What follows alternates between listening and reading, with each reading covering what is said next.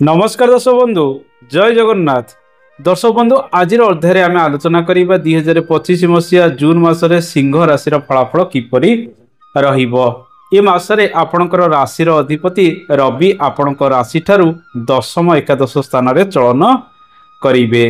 ए मासरे शुक्र आपणकर राशि पई कर्माधिपति नवम दशम स्थान रे चलन करिवे। आपणक राशि पई धन आय भावर ग्रह बुध आपणक राशि ठारू दशम एकादश एवं द्वादश स्थान रे चलन करिवे। आपणकर भाग्याधिपति मंगल आपणक राशि ठारू द्वादश स्थान रे चलन करिवे एवं 7 तारिख ठारू से आपणक राशि रे चलन करिवे।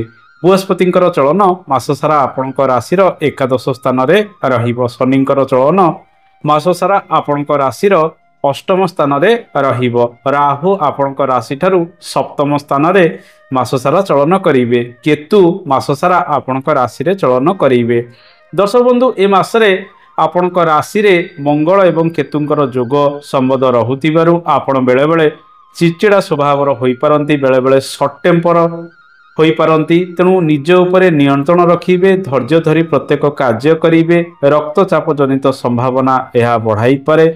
शरीर में बेले बेले आघात इत्यादि लगी पारे। जानवाहन प्रति सतर्कता अवलंबन करिवे। राहु शनि मध्य अशुभरे रहुतिबारु ए सब संभावना हुए तो उपजी पारे। अन्यथा रवि आपणकर राशि अधिपति दशम एकादश स्थान रे रहुतिबारु स्वास्थ्य दिगरे रवि आरोग्यता लाभ करिवे एवं राजनीति क्षेत्र ठारू आरंभ करी विभिन्न क्षेत्र में आपन को ए मासरे मध्य सफलता प्रदान करिवे। ए मासरे मां को स्वास्थ्य रे अनेक उन्नति आसीबो। संतान माने आपन को सुख प्रदान करिवे। संतान पई प्लानिंग इत्यादि करि परिबे। जेउ माने नूतन विवाह इत्यादि करिसंती गुरु सुधी रहुतिबारु एवं एकादश रे बृहस्पतिंकर चलन रहुतिबारु संपूर्ण रूपे बृहस्पति आपणकर पंचम भाव को प्रभावित करुथिबारु ए मासरे संतान सुख भल मिलिबो। नूतन गर्भधारण करिया पई समय अनुकूल रहिबो। पितांक स्वास्थ्य रे अनेक उन्नति आसीबार संभावना मध्य रहिछि।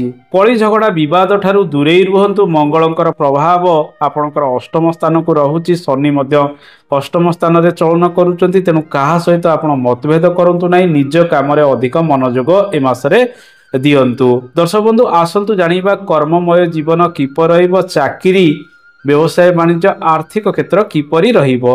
रोजगार ए मासरे भल आपण प्राप्ति करिवे।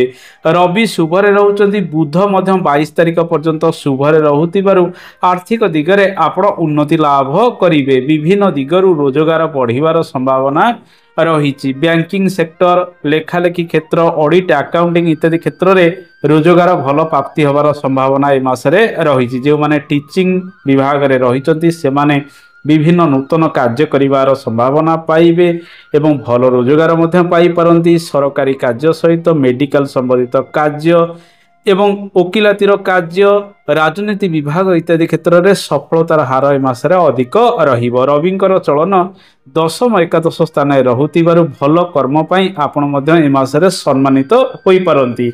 आपण साहसी हेबे, पराक्रमी हेबे। विभिन्न क्षेत्र में आपण निजर कर्म को बजाय रखिया पई यात्रा मध्य करि पारंती। शुक्र शुभरे रहुचंती। आपणकर भाग्य स्थान रे रहुतिबारु धार्मिक कार्य गुड़िक त्वरान्वित हब। छोट मोट स्थान को यात्रा रहिबो।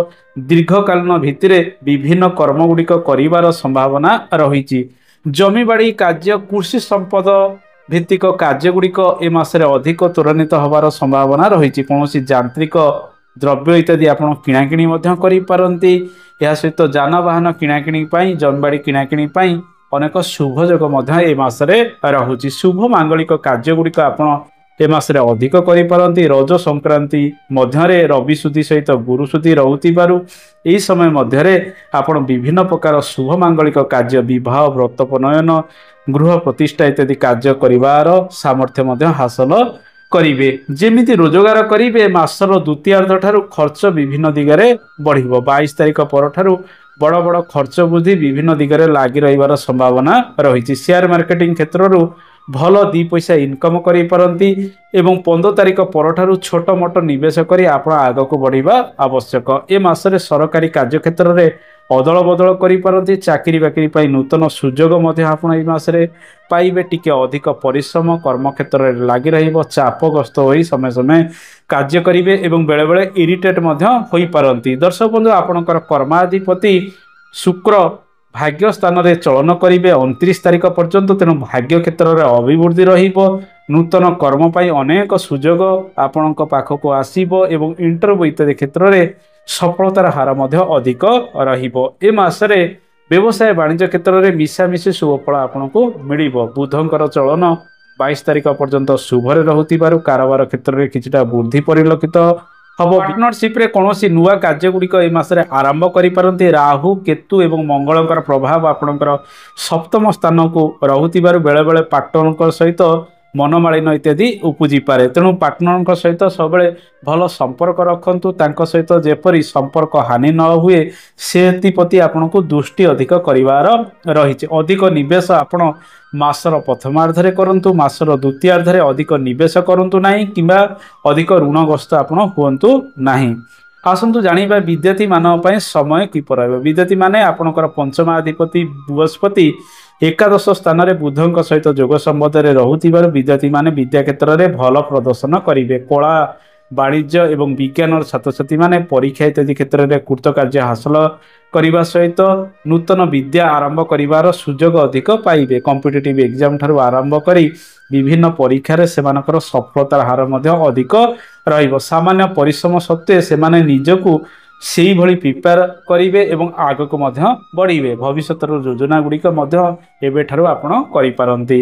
ଦର୍ଶକ ବନ୍ଧୁ ଏବେ ଆସନ୍ତୁ ଜାଣିବା ଦାମ୍ପତ୍ୟ ଜୀବନ କିପରି ରହିବ। ଦାମ୍ପତ୍ୟ ଜୀବନରେ ବେଳେବେଳେ ତିକ୍ତତା ଲାଗି ରହିବାର ସମ୍ଭାବନା ରହିଛି। ମଙ୍ଗଳ ରାହୁ କେତୁଙ୍କର ପ୍ରଭାବ ଆପଣଙ୍କର ସପ୍ତମ ସ୍ଥାନକୁ ରହୁଥିବାରୁ ଏବଂ ଶନି ଅଷ୍ଟମ ସ୍ଥାନରେ ରହୁଥିବାରୁ ଜୀବନସାଥୀଙ୍କ ସହିତ ବେଳେବେଳେ ମନମାଳିନ ଇତ୍ୟାଦି ଉପୁଜିପାରେ। ତଥାପି କଳି ଝଗଡ଼ା ସତ୍ତ୍ୱେ ଆପଣ ପରସ୍ପରକୁ ମଧ୍ୟ ଭଲ ପାଇପାରନ୍ତି ଏବଂ ସମନ୍ୱୟ ମଧ୍ୟ ରକ୍ଷା କରିପାରନ୍ତି। ଯେହେତୁ ବୃହସ୍ପତି ସପ୍ତମ ସ୍ଥାନକୁ ଦୃଷ୍ଟି ଦେଉଛନ୍ତି ଏବଂ ବାଦ ବିବାଦ ହେଲେ ମଧ୍ୟ ତାକୁ ସମାଧାନ କରିଦେବେ। ତେଣୁ ଦାମ୍ପତ୍ୟ ଜୀବନରେ ମିଶ୍ରିତ ସୁଖ ଦୁଃଖ ପ୍ରାୟତଃ ଲାଗି ରହିବାର ସମ୍ଭାବନା ରହିଛି। ପାରିବାରିକ ଜୀବନରେ କିଛିଟା ସମନ୍ୱୟ ରକ୍ଷା ହେବ। ଘର ପରିବାର ପାଇଁ ବିଭିନ୍ନ କାର୍ଯ୍ୟ ଗୁଡ଼ିକ ଆପଣ କରିବେ। ମହିଳାମାନେ କର୍ମଜୀବୀ ହେବେ। ମହିଳାମାନେ ଖୁସି ହେବେ। ବିଭିନ୍ନ କାର୍ଯ୍ୟ କ୍ଷେତ୍ରରେ ସେମାନଙ୍କର ଦକ୍ଷତା ମଧ୍ୟ ଅଧିକ ବଢ଼ିବାର ସମ୍ଭାବନା ରହିଛି। ଏହି ସମୟରେ ଆମେ ଯଦି ଦେଖିବା ମଙ୍ଗଳ ଆପଣଙ୍କ ରାଶିରେ ଚଳନ କରୁଥିବାରୁ ଆପଣ ଜିଦି ସ୍ୱଭାବର ନ ହୋଇ ଘରେ କୌଣସି ଅଶାନ୍ତି ନ ପୁରେଇ ନିଜ କାର୍ଯ୍ୟରେ ଅଧିକ ମନୋଯୋଗ ଦିଅନ୍ତୁ। କାହା ସହିତ ମନମାଳିନ କରନ୍ତୁ ନାହିଁ। ଜମିବାଡ଼ି କାର୍ଯ୍ୟରେ ଅଧିକ ଫୋକସ କରନ୍ତୁ। ଦେଖିବେ ଆପଣ ସଫଳ ମଧ୍ୟ ହୋଇପାରିବେ। 7 ତାରିଖ ପରଠାରୁ ଭାଗ୍ୟ କ୍ଷେତ୍ରରେ କିଛିଟା ଅଭିବୃଦ୍ଧି ମଧ୍ୟ ଦେଖାଯିବ। ବିଭିନ୍ନ ଜିନିଷପତ୍ର କିଣାକିଣି କରିବାର ସୁଯୋଗ ପାଇବେ। ବୁଲାବୁଲି କରିବା ପାଇଁ ମାସଟି ମଧ୍ୟ ଅନୁକୂଳ ରହିବ। ଲଭ୍ ଲାଇଫ୍ର ସ୍ଥିତି ଯଦି ଦେଖିବା ଲଭ୍ ଲାଇଫ୍ରେ ଅନେକ ପରିବର୍ତ୍ତନ ଆସିବ। ଯଦି ପୂର୍ବରୁ କାହାକୁ ଆପଣ ଭଲ ପାଉଥିଲେ ତାକୁ ବିବାହର ରୂପ ମଧ୍ୟ ଏହି ସମୟରେ ଦେଇପାରିବେ। ନୂତନ ଲଭ୍ ପାଇଁ ମିଶାମିଶି ସଫଳତା ରହିଛି। ପରସ୍ପର ମଧ୍ୟରେ ଭଲ ବୁଝାମଣା ରଖିବା ଆବଶ୍ୟକ। ଦର୍ଶକ ବନ୍ଧୁ ଏ ମାସରେ ବିଦେଶ ଗସ୍ତର ଯୋଗ ଗୁଡ଼ିକ ଅନେକ ରହିବ। 22 ତାରିଖ ପରଠାରୁ କୌଣସି ଲାଭ ପାଇବା ପାଇଁ କିମ୍ବା କୌଣସି ନୂତନ କର୍ମ କରିବା ପାଇଁ ଆପଣ ମାସର ଦ୍ୱିତୀୟାର୍ଦ୍ଧରେ ବିଦେଶ ଗସ୍ତ ମଧ୍ୟ କରିପାରନ୍ତି। ଆସନ୍ତୁ ଜାଣିବା ଏ ମାସରେ କେଉଁ କେଉଁ ପ୍ରତିକାର କଲେ ଅଧିକ ଶୁଭ ଫଳ ଆପଣଙ୍କୁ ମିଳିବ। ଶନି ରାହୁ କେତୁ ମଙ୍ଗଳ ଇତ୍ୟାଦି ଗ୍ରହ ଅଶୁଭରେ ରହୁଥିବାରୁ ଶ୍ରୀ ହନୁମାନଙ୍କର ଉପାସନା କରନ୍ତୁ। ସୁନ୍ଦରାକାଣ୍ଡ ପ୍ରତ୍ୟେକ ଦିନ ଘରେ ପାଠ କରନ୍ତୁ। କଳା ଦ୍ରବ୍ୟ ଶନିବାର ଦିନ ଆପଣ ଦାନ ଦିଅନ୍ତୁ। ଅଶୁଭତ୍ୱ ଦୂରୀକରଣ ହେବ। ପ୍ରତ୍ୟେକ ଦିନ ମହାମୃତ୍ୟୁଞ୍ଜୟ ମନ୍ତ୍ର ପାଠ କରନ୍ତୁ। ଶ୍ରୀ ଗଣେଶଙ୍କର ମନ୍ତ୍ର ଓಂ ଗଂ ଗଣପତାୟ ନମ ଏ ମନ୍ତ୍ରକୁ ଜପ କରନ୍ତୁ। ଦେଖିବେ ଅଶୁଭତ୍ୱ ଦୂରୀକରଣ ହେବ। ଦର୍ଶକ ବନ୍ଧୁ ଏ ତ ଥିଲା ସିଂହ ରାଶିର ଫଳାଫଳ। ଆସନ୍ତା ଅଧ୍ୟାୟରେ ଆମେ ଆଉ ଏକ ରାଶିଫଳ ବିଷୟରେ ଆଲୋଚନା କରିବା। ସେ ପର୍ଯ୍ୟନ୍ତ ବିଦାୟ ନେଉଛି। ଜୟ ଜଗନ୍ନାଥ। ଧନ୍ୟବାଦ।